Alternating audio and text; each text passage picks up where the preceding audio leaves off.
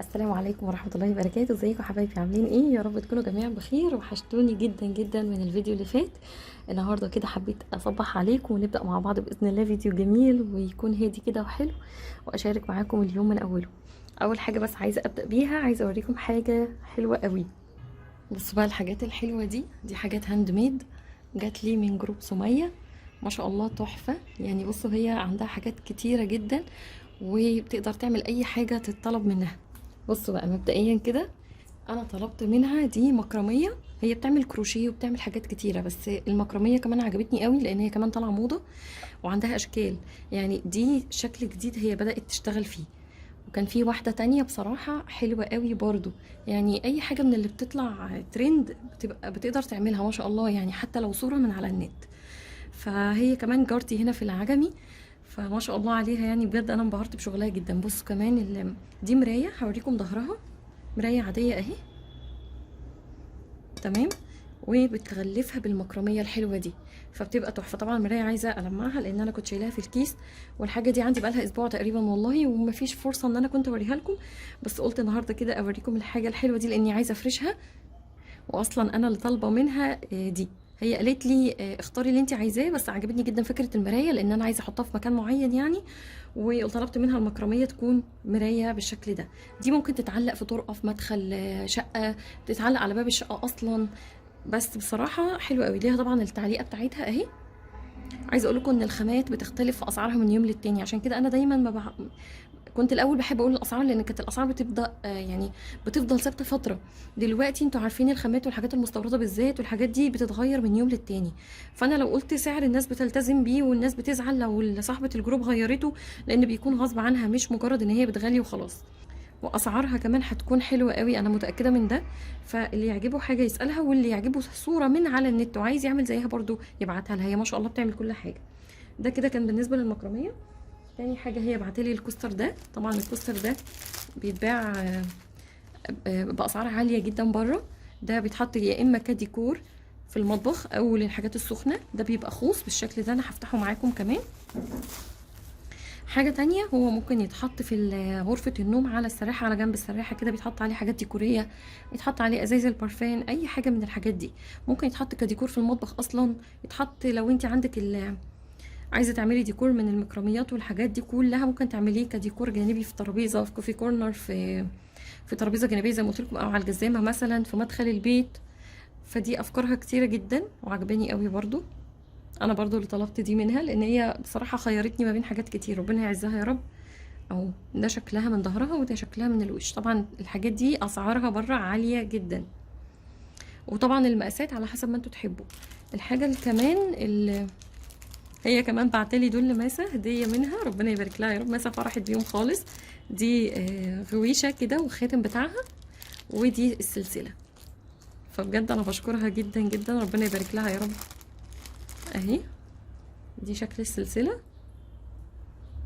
او العقد، وليه قفل طبعا. وماسة خرجت بيه، عايزة اقول لكم يعني كانت مبسوطة بيه جدا. هو استك بس ليه قفل. وفي دي كمان برضو استك، خاتم والغويشة بتاعته اهو، عسولات خالص. بس طبعا هسيب لكم اللينك بتاعها في اول تعليق مثبت. ان شاء الله تدخلوا عندها وتفرحوها حتى بالاشتراك.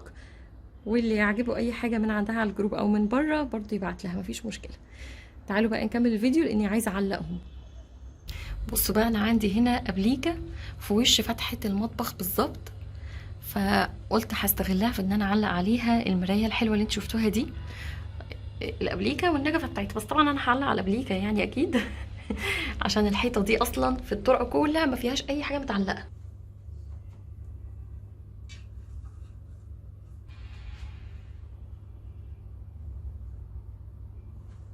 ده كده كان شكلها بعد ما علقتها في الطرقه. بجد عجبني مكانها جدا. قولوا لي برضو لو انتوا شايفين ليها مكان تاني. بس انا تقريبا كل الشقه فيها مرايات او فيها حاجات متعلقه ما عدا الطرقه هنا، فقلت خليها في الطرقه كمان تبقى قدامي وانا طالعه من المطبخ بسرعه، لو حد جالي، لو حد عايزه البس الطرحه بسرعه مش عارفه ايه، الاقي طرق يعني الاقي مرايه. فاهمين ازاي؟ بس فعجبتني جدا مكانها. قولوا لي برضو رايكم في التعليقات. في اليوم ده الصبح بقى كنت عملت فطار للولاد وهما نايمين. عملت عصير برتقان، عندي برتقان في الفريزر من الشتاء، بس طبعا البرتقان كان موجود لحد فترة قريبة جدا، فهو ما شاء الله من الحاجات الحلوة قوي اللي انا بحب اعملها طول الوقت.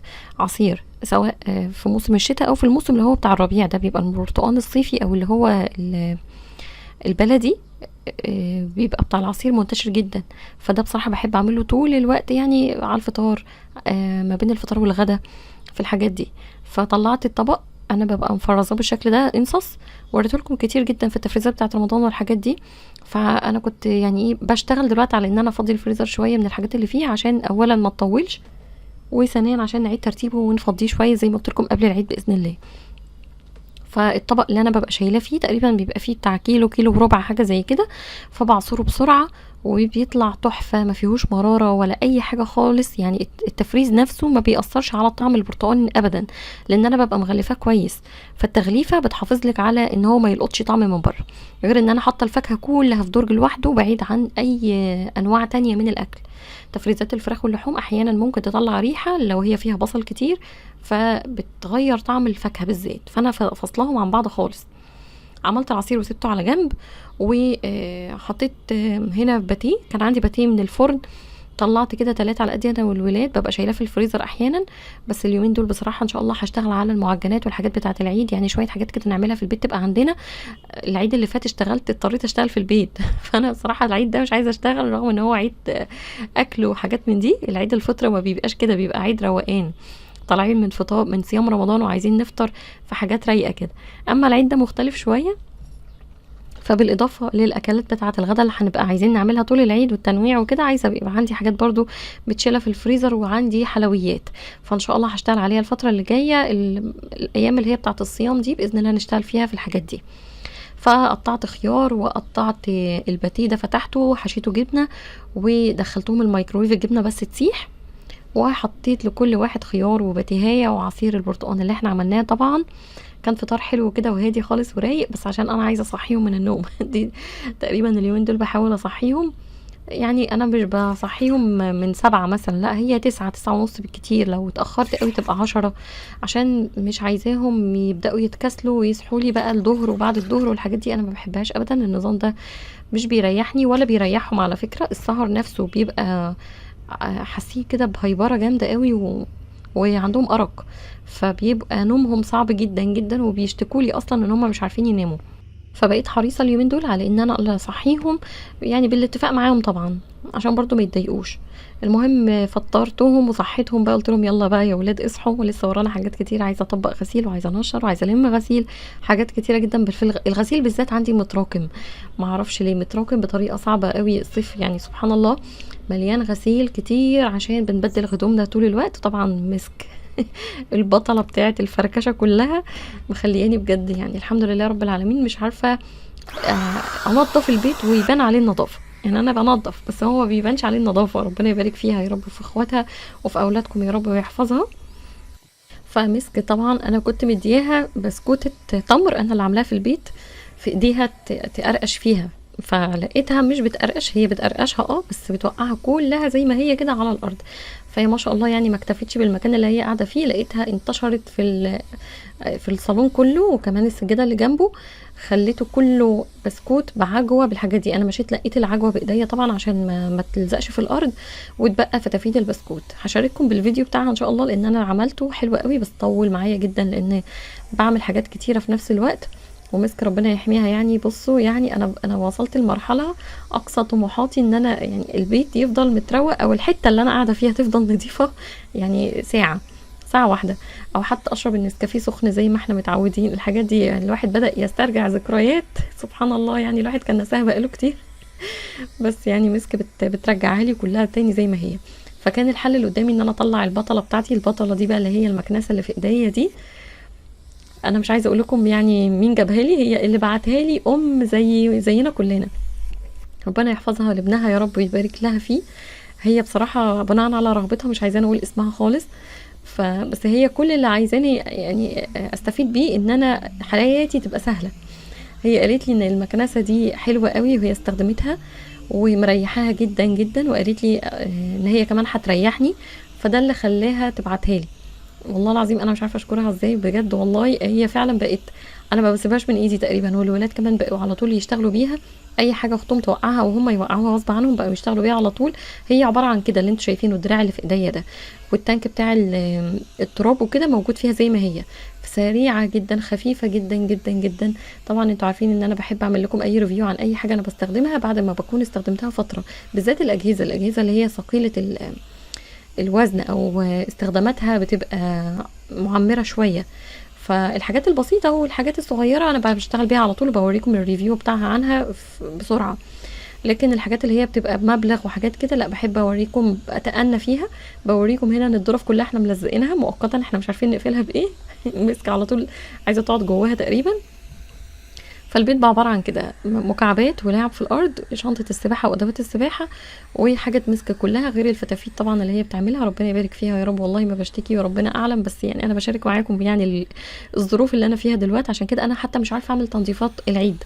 تنظيفات العيد بالنسبة لي بقت عاملة زي الذكريات الحلوة الواحد بيفتكرها ويفتخر بنفسه، مش قادرة اعيدها حتى تاني لان مفيش وقت. يا دوب التنظيفات اليومية دي عاملة زي التنظيفات العميقة بالظبط، عمالة اعيد وازيد فيها رغم نفس المكان ونفس الحاجة بعملها كذا مرة في اليوم. فده مخلي ان ما عنديش وقت ولا مجهود ان انا اعمل حاجه زياده عن اللي انا بعمله. تنظيف البيت بقى زي ما قلت لكم كده خيالي بالنسبه لي. تطبيق الغسيل التقليدي العادي خالص اللي هو يبان للناس ان هو حاجه بسيطه جدا، بقى بالنسبه لي كده امنيه حياتي. فعماله اراكم في الغسيل، في غسيل على الكنبه دي وفي غسيل على الكنبه اللي في غرفه ماسه، وهلمهم كلهم دلوقتي اقعد اطبقهم. بس كنت يعني عماله اراضي في مسك شويه عشان تبعد عني وتسيبني اشتغل شويه، بس الحمد لله يعني هي نامت كمان، وابتديت اشتغل في البيت بالراحه كده بهدوء، حتى ما شغلتش المكنسه بعدها. هنا كان في كمان بخور وحاجات من دي وفتافيت فحم، لميتها كلها بالمكنسه. مش قادره اقول لكم سريعه وجميله وعمليه ازاي، وهقول لكم عن كل تفاصيلها باذن الله. طبعا هي مكنسه مبدئيا سكاني دراع كده زي ما انتم شايفينها، بس هي كده. فتقدري تشيلي الدراع الطويل وتركبي الجزء الصغير ده لو انت عايزه تستخدمي دراع قصير ما فيهوش يعني ايه بعد مسافه وكده. خلصت التنظيف اللي مسك عملته وروقت على قد ما اقدر، وكنست قدام باب الشقه طبعا لان في اتربه وحاجات من دي، وطبقت الغسيل كله الحمد لله. مسكت كانت في محاولات شديده بيني وبينها ان هي عايزه توقع الغسيل اللي انا بطبقه من على الكنبه، بس سيطرت عليها وخليتها ما تشيلهوش. المشكله ان انا عندي الولاد تعبانين شويه اليومين دول. الحمد لله على كل حال. طبعا انا بشكركم جدا جدا على كل الدعم وكل المباركه اللي باركتوها لي. الفيديو اللي فات انا ما عرفتش اعلق عليكم خالص والله للاسف، الولاد عندي زي ما قلت لكم تعبانه شويه، فانا يعني شغلي قليل وبسيط قوي في البيت، عماله الم ورا مسك وبس، وملتبهه معاهم في الادويه اللي بياخدوها. يعني الولاد دافيه على احتقان في الزور، على اي حاجات بسيطه الحمد لله رب العالمين، بس يعني مقريفاهم ومخليهم قاعدين كده. شفتوا حتى ماسه واخده البطانيه بتاعت مسك او اللحاف بتاعها وقاعده معايا على الكنبه وممدده كده ومتدفيه، لان هي فعلا سقعانه بحاسه بسخونيه واحتقان في زورها وحاجات من دي. رجعت الغسيل مكانه وابتديت اشتغل تاني في المطبخ. دخلت اعمل الغدا النهارده كان بسيط جدا، بس مش قادره اقول لكم طلع تحفه ازاي. الشبكه دي انا اشتريتها من المنشيه، الجولات اللي عملناها قبل رمضان في المنشيه قلت لكم ان انا اشتريت الشبكه الحلوه دي من سوق الحقانيه اللي هو ورا محكمه الحقانيه بالظبط في المنشيه، امتداد شارع الجندي المجهول وموازي لشارع السبع بنات. ورا فيه اسواق جنب بعض كلها، شوارع كده متوازيه فيها كل حاجه، فيها ياميش رمضان زي ما وريتكم قبل كده طول السنه، حاجات كتيره جدا جدا كل ما تتخيلي موجود. فانا ساعتها اشتريت الشبكه دي، وهوريكم شبكه تانية ماما اشتريتها لي اليومين دول برضو، بس لما ان شاء الله تجيلي هاخدها منها. المهم يعني حطيت ليها صينيه مستطيله لان الشبكه اللي عندي مستطيله، الصينيه اللي عندي قصدي مستطيله هي والشبكه.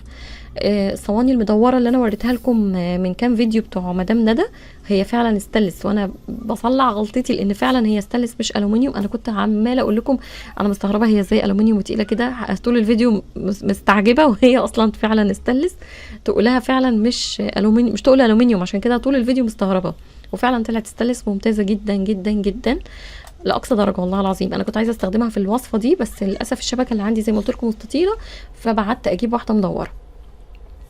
المهم هعمل اكله معاكم سهله جدا، اول مره استخدم الرز البسمتي في الفرن، شجعني ان انا اعمل حاجات كتيره في الفرن.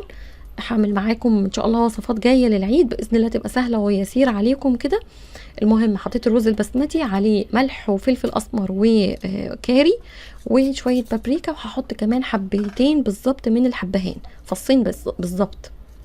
الرز البسمتي ده زي ما شفتوا كده، انا خدته من العلبه، شطفته في المصفى، حطيته في الطبق، ما نقعتهوش ابدا. الوصفه دي بالذات لو انت عايزه تسوي في الفرن ما تنقعيش الرز، النقع بيسهل التسويه، بيسرعها. احنا عايزين الرز يبقى بطيء شويه عشان الفراخ هتستوى من الالف للياء مع الرز، فاحنا عايزين الاتنين ياخدوا نفس التوقيت بتاع التسويه.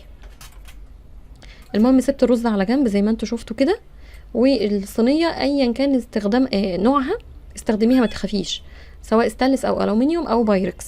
خلاص، بس انا اللي عندي دي ستانلس، بس هي خفيفه شويه، بس هي ممتازه برضو، بس هي خفيفه يعني حبايتين. انا كنت خايفه منها بصراحه وانا بشتغل فيها، لان ملهاش سمك القاعده مش عالي خالص، السمك بتاعها كله هو بتاع الصينيه. اما الصواني بتاعت مدام ندى لا محمله، فكنت بصراحه نفسي جدا استخدمها في الوصفه دي، بس زي ما قلت لكم هستنى الشبكه المدوره واوريكم وصفه تانية تكون باللحمه بقى، لان دي كانت بالفراخ. وزعت الرز زي ما انتوا شفتوا كده، خليته طبقه رقيقه جدا، حطيت له شويه زيت عشان يطلع مفلفل، بس عايزه اقول لكم طلع ممتاز.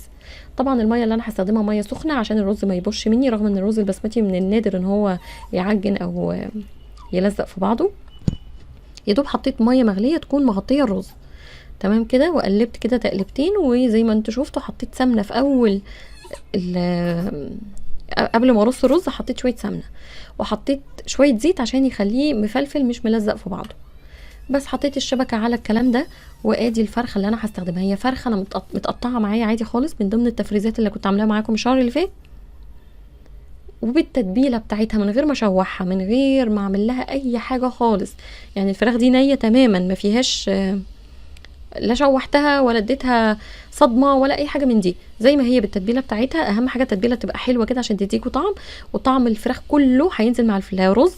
ما تقلقوش خالص من الخطوه دي، يعني هتقعدوا تقولوا لي مثلا حد ممكن يفكر ان الفراخ السالمونيلا اللي فيها هتنزل في الرز، هي كده كده هتستوى من الالف للياء مع الرز، فالتسويه كلها تبقى واحد، فالموضوع ده ما فيهوش منه قلق خالص. تمام. التتبيله بتاعت الفراخ كانت عباره عن تفل بصل مع تفل فلفل مع طماطم او صلصه طماطم، كلهم مضروبين في الخلاط. انا كنت واخده التفل بتاعهم في التتبيله بتاعت الفرخه دي. السوائل بتاعت التتبيله كنت واخداها في فرخه تانية لو تفتكروا معايا تفريزات الشهر اللي فات، فدي كلها متبله بتفل بصل وطماطم وفلفل وشويه البهارات بتاعتكم بقى اللي انتوا حابينها كلها.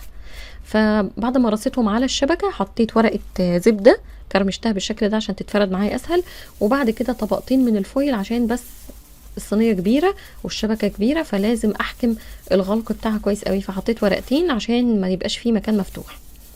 الفرن عندي كنت مسخناه، ضروري جدا في الوصفه دي الفرن يكون سخن، الميه اللي سقيتي بيها الرز تكون سخنه عشان كله يبدا سوا اول ما تدخلي الفرن، ما يبقاش لسه الفرن هيسخن ولسه الشوربه او سوري الميه اللي هتسقي بيها الرز لسه هتسخن. فاهمين ازاي؟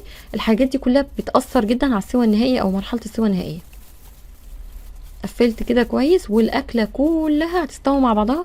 اخدت معايا بالظبط ساعه الا 10 دقايق، ساعه الا ربع بالكتير. ليه بقى؟ لان الفراخ اولا ما بتطولش، قافله عليها قفله محكمه جدا، الرز يا دوب استوى في الوقت ده وطلع تحفه. هوريكم دلوقتي السوا بتاعه عامل ازاي. انا مشغله من تحت بس، وحاطه الصينيه كلها في الرف الوسطاني على شبكه، تمام كده. الفرن كان على اعلى درجه حراره، مش هكدب عليكم كان على اعلى درجه حراره، ومشغله المروحه من غير الشوايه نهائي. دلوقتي بعد ما طلعت الرز الصينيه اهي استوت. انا طبعا لسه هكتشف معاكم دلوقتي عامله ازاي لاني ما فتحتش عليها ابدا. الساعه الا ربع متواصلين على اعلى درجه حراره، مشغله من تحت بس وعلى الرف الوسطاني بس، مش اكتر من كده. طلعت بقى الشبكه.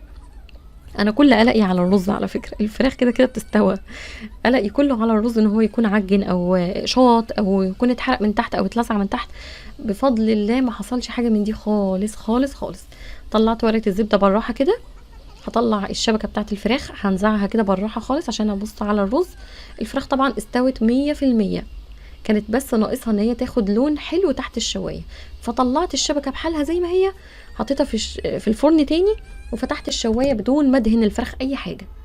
هتلون معايا دلوقتي، هتشوفوها طعمها تحفه ولونها وكل حاجه. الرز بصوا بقى طلع مفلفل، ابهرني بجد، شجعني ان انا اعمل وصفات الفتره اللي جايه كلها في الفرن من الالف للياء، وان شاء الله تنفعكم ويعني تعجبكم.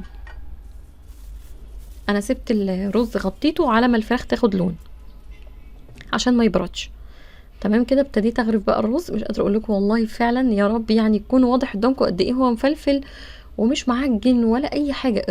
كميه الميه اللي انا حطيتها طلعت مناسبه جدا لتسويه الرز، وكمان اثرت على تسويه الفراخ. بصوا هي بدات يعني ايه زي ما تقولوا كده الرز نشف بحاجه بسيطه من الاطارات او من الحروف مش اكتر، بس ما اثرش على الطعم ولا نشف ولا اي حاجه من دي.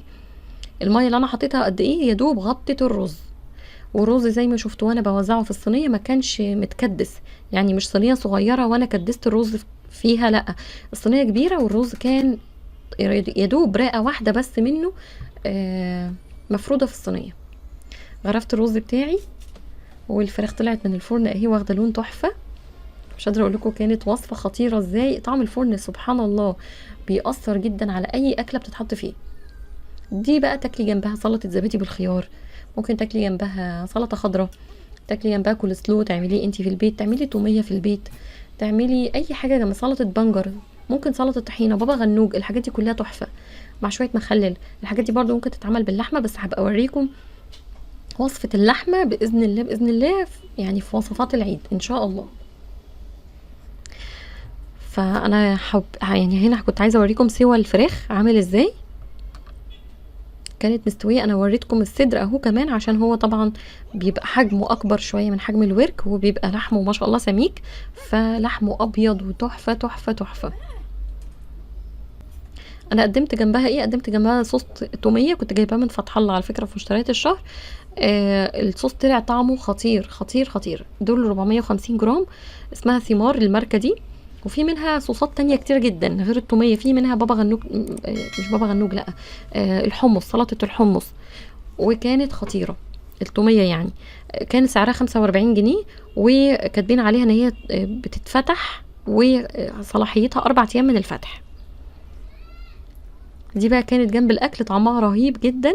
بس يعني هو ده اللي انا عملته النهارده. يا رب يكون الفيديو اصلا يعني كان فيه ولو افاده بسيطه جدا واستمتعتوا معايا بالفيديو. ما تنسونيش بقى من صالح دعائكم، ما تنسوش تدعوا لبعض بالخير. ربنا يا رب ينولكم كل اللي في بالكم. يا رب عيد سعيد عليكم وكل عام وانتم بخير.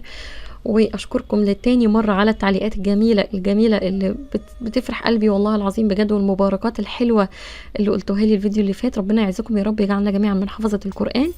واشوفكم على خير في فيديو جديد. ما تنسونيش بقى من اللايك والاشتراك في القناه. مع الف سلامه حبايب قلبي.